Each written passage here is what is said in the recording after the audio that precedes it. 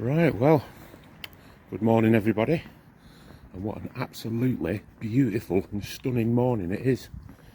And today is a special day. Today is Summer Solstice 2022.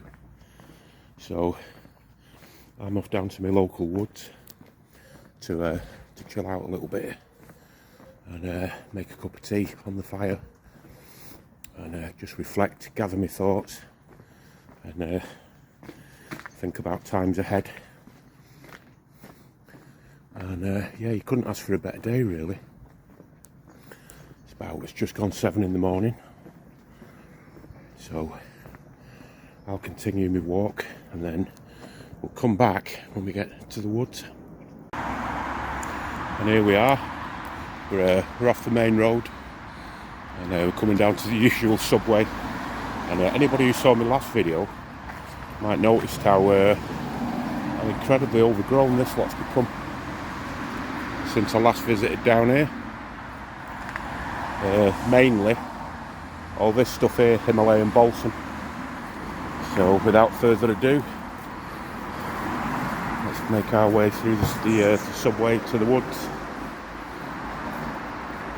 And it's quite strange coming through this subway really. It's like the gateway to the natural world that exists on the other side of it. So just about to come to the end of it. Here we go.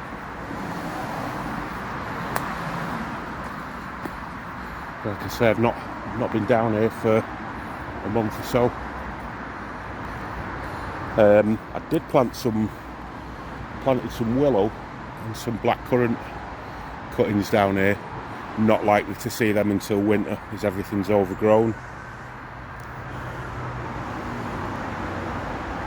But it's good to see such lush green vegetation.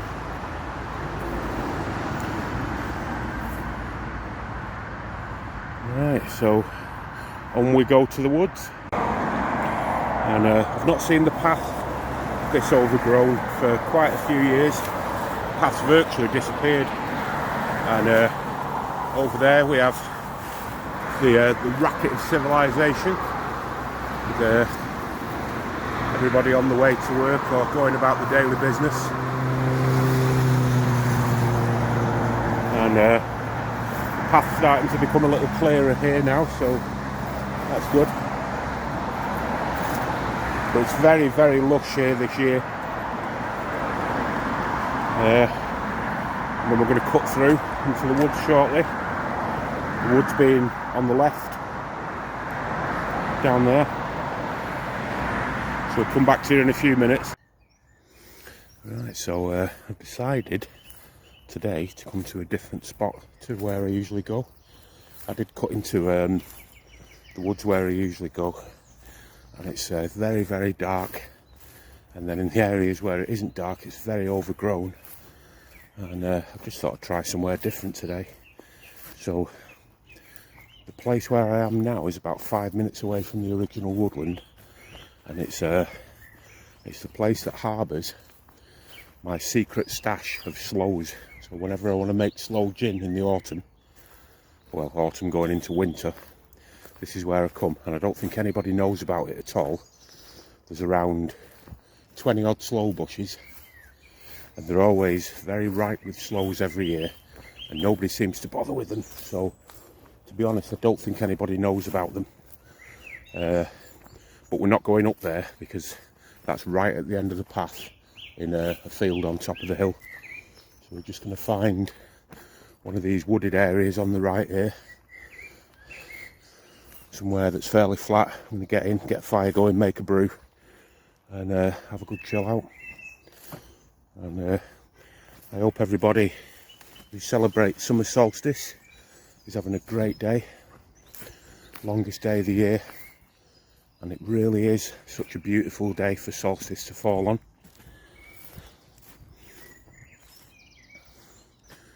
I mean, I'm 10 minutes away from civilization here, and all you can hear is bird call, and there's trees, bushes, shrubs, many different types of grasses and plants everywhere along the route. So I couldn't ask to be in a more beautiful place on summer solstice than where I am at the moment. So, apart from the intrusion of a jet or a plane or whatever above us. Right, so let's find a good woodland spot. Right, so we finally found a spot.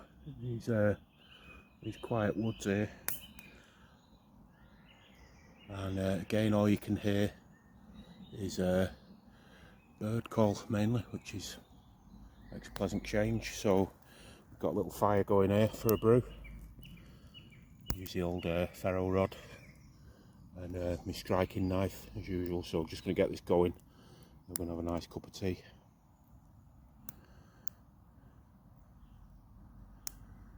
And there's lots of windfall and sort of dry dead wood in here that'd be quite a good spot for a wild camp here. And it's not too far away from where I live, which is great. So let's get this brew going. There's our little fire, kettle's on, ready for a brew. And already, I've been here about 15-20 minutes. You can feel the stress and the tension of the world that's imposed on you, draining from your body. And I've said this in other videos, but if you're ever stressed out, or you feel anxious, depressed, or if there's anything else bugging you, get out to the woods. There's certainly there's a strong element of healing in the woods. It's a place where human beings are meant to be, probably for, you know, a reasonable portion of their life. And it's just beautiful, and it feels so good to be out.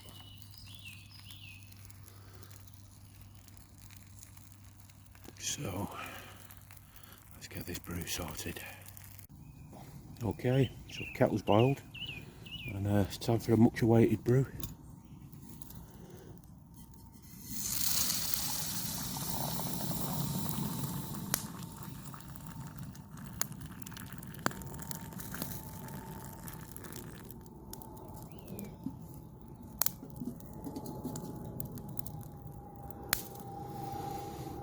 And we'll just leave this fire to go down.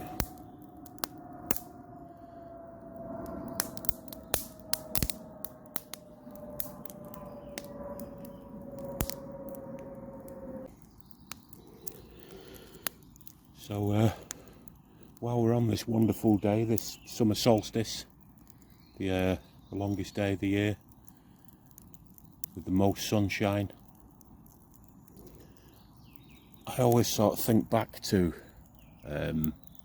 start thinking about values and things that we hold sacred. And when you look back at our ancestors and their sort of reverence for nature compared to modern day values, which seem to be about sort of blasting your way through school without learning a great deal, learning the basics that you need to go out and try and make a stack of money and to accumulate wealth. And there seems to be something very wrong in this as far as I'm concerned, because I think quite a lot of human life is meant to be sacred and about experience and about not exploiting the natural world, if that makes any sense. This is taught behaviour. This seeing nature as a commodity, it's taught behaviour from probably the last century and a half, as capitalism's developed and it's developed its own value system. It seems that nature seems to matter less, and people's reverence for it, and that thing of finding natural things sacred and understanding why they're sacred. I mean, one of the things about nature as a reverential force is that you can actually see the sustenance and the good health that nature provides us with. Without it, we'd be dead basically, we wouldn't exist. And this has been replaced by the work ethic, which is if you go out and work yourself into the ground for 5 out of 7 days, that you can have all these, you can have all this sustenance, that you can have all the abundance of nature in exchange for currency, in exchange for pounds, shillings and pence. And while capitalism and this modern way of commerce is okay for some people, it's not okay for everybody, and it's not okay for the planet at the end of the day. So these are just some of the things that I want to think about today on solstice. Is the abundance that the summer gives us, and nature is something that I find sacred myself personally, and something that is reverential, and that to me that we should be protecting that instead of protecting the Western way of doing things, which I have little regard for in any way, shape or form. So I just thought I'd share a few words with you on this summer solstice day today, and we'll just have a look around this this small but wonderful little woods. It's only about 10-15 minute walk away from where I live. And then I'll drink my cup of tea, and then we'll move on as per usual. This time of the year I've got quite a busy day. I'm sorting firewood out for the winter, getting ready for these astronomically high fuel bills that are coming our way. And that's another thing from the greed of the modern world that's put upon us. And for the rest of the day I'll be sowing seeds and cropping vegetables in the garden and generally pottering round. So the fire's nearly down now, so I'm going to have my brew and then move on. Right, well, we're all packed up, and as per usual, I've not left any trace whatsoever that I've been here.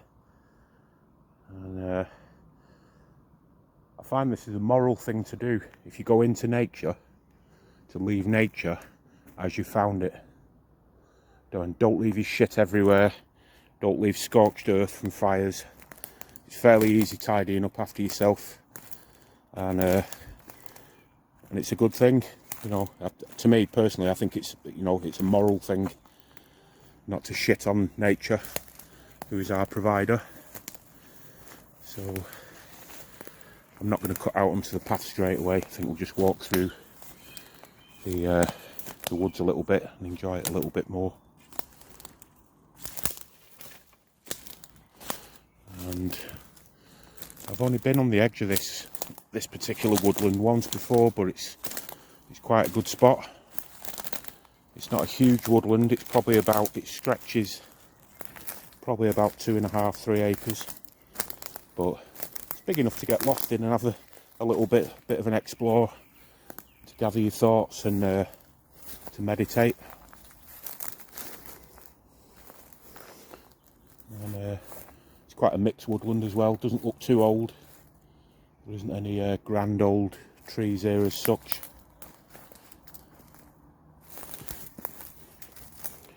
So yeah, as I always say in my videos, try and get out as much as you can. It's good for your physical health, your mental health, and dare I say, your spiritual health. For those who have such beliefs. And it's something I've been doing for years. I mean, I'd got tired of doing shitty jobs by the time I was 19, and I just packed it all in, and I started going on very long camping missions all over the UK. I went to a lot of free festivals. I tried my best to live outdoors a lot of the time, and probably over, say, a 10-year period, I probably spent about 3 or 4 years actually living outdoors. So it's something that's always been with me, and even as a kid, I couldn't wait to get out when the weather was good, and I just played out all day long, where, you know, like most kids of a certain generation and era, your mum and dads would literally have to drag you in, because basically you didn't want to come in, you wanted to stay out. So I got myself in a bit of a tangle here, so we'll cut back this way. As I say, I've never been in this particular woods before, so I don't know the lie of it as such.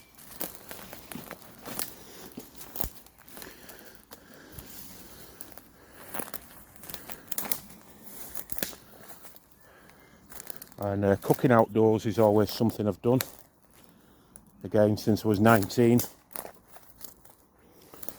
I spent quite a lot of the time when I was sort of 19 and in my early 20s, literally just hitchhiking down to Wiltshire. Probably Wiltshire in retrospect, mainly because that's where there was a lot of free festivals on. And I wasn't a hippie as such. I mean, my cultural and sort of musical background, working class punk. So I got into punk rock when I was 12. Caught sort of the end of the first wave. Clash, Damned, Sex Pistols and all that sort of stuff. And then continued on with sort of more noisier punk, Discharge, English Dogs and the like. And then post-punk, New Model Army, Killing Joke. And those two bands stayed with me, really. They ended up being sort of my favourite bands for the last few decades since I discovered them, and I've seen them both many times in concert. So that's a little bit about my sort of cultural past. I was a punk who really sort of loved and had a reverence for nature. And here we are, back out on the path. And it's a bit damp over this neck of the woods because it doesn't get a great deal of sunlight. And as I mentioned earlier on in the video, this is one of my secret places where I get slows from, if and when I need them, in the late autumn.